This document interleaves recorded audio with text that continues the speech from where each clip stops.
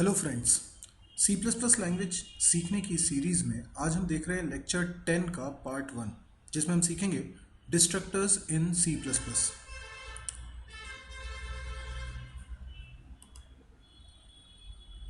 Destructor क्या है? तो डिस्ट्रक्टर एक इंस्टेंस मेंबर फंक्शन है, यानी क्लास में एक मेंबर फंक्शन है, पर ये इंस्टेंस मेंबर फंक्शन है। इसका मतलब ये होता है कि ये ऑब्जेक्ट के लिए ही चलेगा।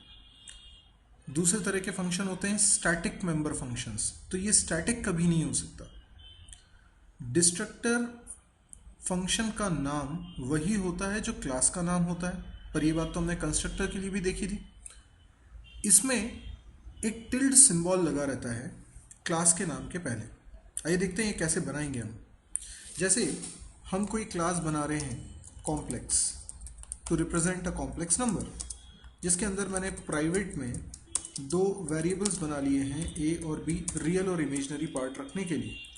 इसके बाद पब्लिक सेक्शन में मैंने एक कंस्ट्रक्टर बनाया। तो कंस्ट्रक्टर कैसे बनाते हैं?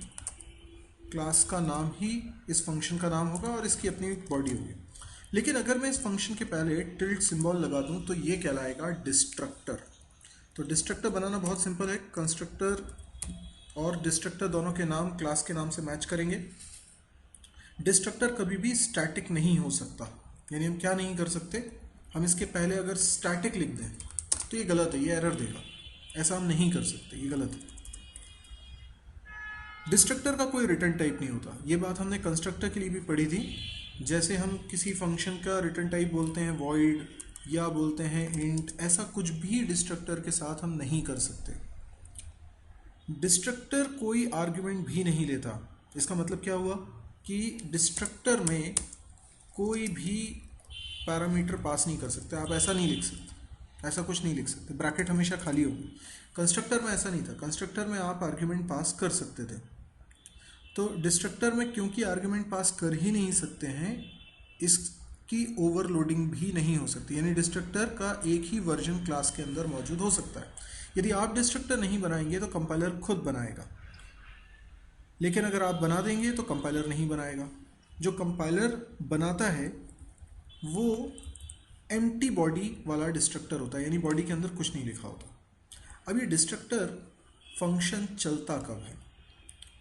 तो ये अपने आप कॉल होता है। जैसे हमने देखा था कंस्ट्रक्टर अपने आप कॉल होता है, डिस्ट्रक्टर भी अपने आप कॉल होता है। लेकिन कब कॉल होता है? जब ऑब्जेक्ट डिस्ट्रॉय होने वाला है। कई लोगों को एक मिसकंसेप्ट है, कई लोग कहते हैं कि डिस्ट्रक्टर ऑब्जेक्ट को डिस्ट्रॉय करता है। ये बात बिल्कुल गलत है।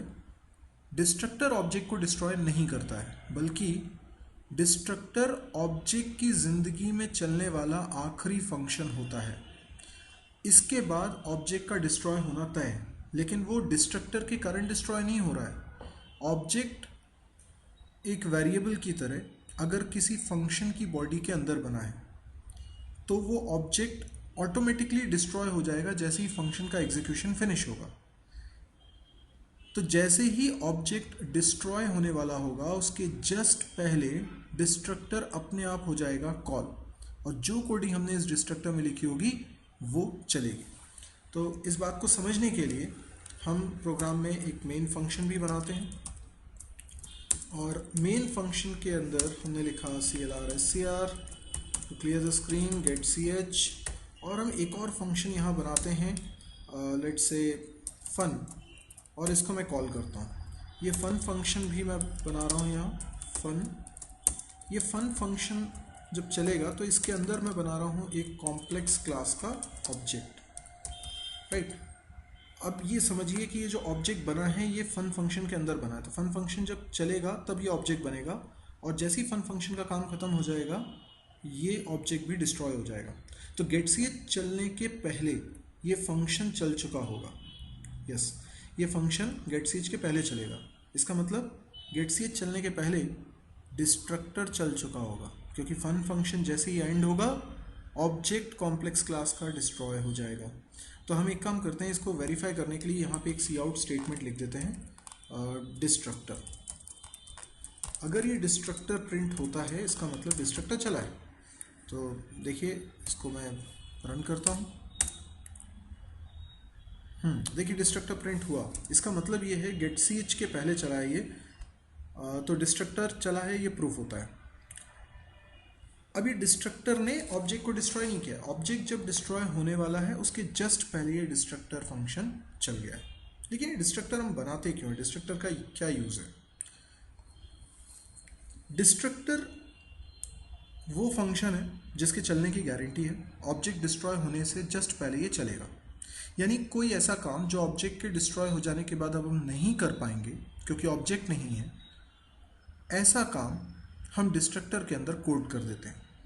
जैसे जो मेमोरी ऑब्जेक्ट को एलोकेट की गई, ऑब्जेक्ट की मेमोरी नहीं, ऑब्जेक्ट को रिसोर्सेज जो असाइन किए गए हैं वो मेमोरी को रिलीज करना। अगर मेरी बात समझ में नहीं आई तो इसको समझिए। जैसे ये एक ऑब्जेक्ट है, ऑब्जेक्ट के कोई किसी भी क्लास का हमने ऑब्जेक्ट बनाया, कॉम्प्लेक्स क्लास नहीं, कोई दूसरी क्लास है, उसका हमने ऑब्जेक्ट बनाया और मान लीजिए उसमें एक मेंबर वेरिएबल है पॉइंटर।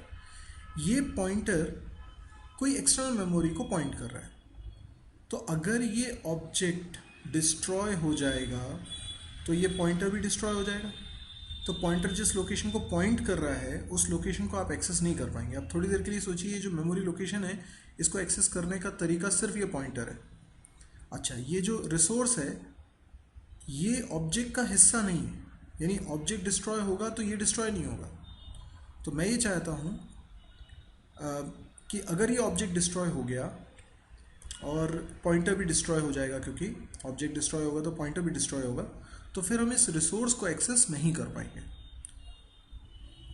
रिसोर्स को ना केवल एक्सेस भी नहीं कर पाएंगे और बल्कि हम इसको रिलीज़ भी नहीं करा पाएंगे, क्योंकि किसी मेमोरी ब्लॉक को रिलीज़ करने के लिए उसका एड्रेस भी पता होना चाहिए। हम डायनेमिक मेमोरी लोकेशन की बात कर सकते हैं, यहाँ न्यू कीवर्ड की मदद से हम नया मेमोरी ब्लॉक बना सकते हैं और डिलीट कीवर्ड की मदद से मेमोरी ब्लॉक को रिलीज़ कर सकते हैं। लेकिन उसके लिए भी ज़रूरी है कि पॉइंटर रहे। तो ऑब्जेक्ट के ज़िंदा रहते ही हम इस रिसोर्स की मेमोरी रिलीज़ करा सकते हैं। ऑब्जेक्ट डिस्ट्रॉय होगा तो ऑब्जेक्ट की मेमोरी तो रिलीज़ होगी ही होगी, इसमें डिस्ट्रक्टर का कोई रोल नहीं। पर वो मेमोरी जो ऑब्जेक्ट के पॉइंटर को मिली हुई है, ऑब्जेक्ट का पॉइंटर जिसको पॉइंट कर रहा है, उसको रिलीज़ भी करा देना चाहिए ऑब्जेक्ट के डिस्ट्रॉय होने के जस्ट पहले, क्योंकि एक बार ऑब्जेक्ट डिस्ट्रॉय हो गया तो आप इसको रिलीज़ नहीं करा पाओगे क्योंकि पॉइंटर भी डिस्ट्रॉय हो चुका होगा। तो ऐसी सिचुएशन में हम डिस्ट्रक्टर के अंदर कोडिंग करते हैं इस रिसोर्स की मेमोरी को रिलीज़ करने का। तो जब भी ऑब्जेक्ट डिस्ट्रॉय होगा ऑटोमेटिकली ये मेमोरी भी हर बार रिलीज़ हो जाया करेगी ऑब्जेक्ट के डिस्ट्रॉय होने के जस्ट पहले। तो ये बड़ा कमाल का कॉन्सेप्ट है, आप इसको थोड़ा और गहराई से सोचिएगा, आपको समझ में आएगा कि हाँ ये बहुत ही इंपॉर्टेंट कॉन्सेप्ट है।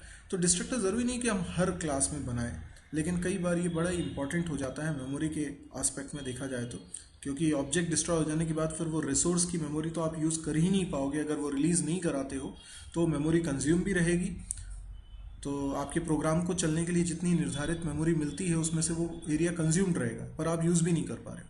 तो ये वीडियो पसंद आया हो तो आप इसको लाइक करें, शेयर करें। शेयर करने के लिए यूट्यूब में नीचे शेयर का ऑप्शन रहता है, उससे आपको जो लिंक मिलेगा वो आप पेस्ट करिए अपने फेसबुक वॉल पे, और भी जो मीडियम हो। अगर आपको अच्छा लग रहा है तो आप चैनल को सब्सक्राइब भी करिए, चैनल सब्सक्राइब करिए ताकि आपको और वीडियोस के बारे में अपडेट मिलती रहे। Thank you.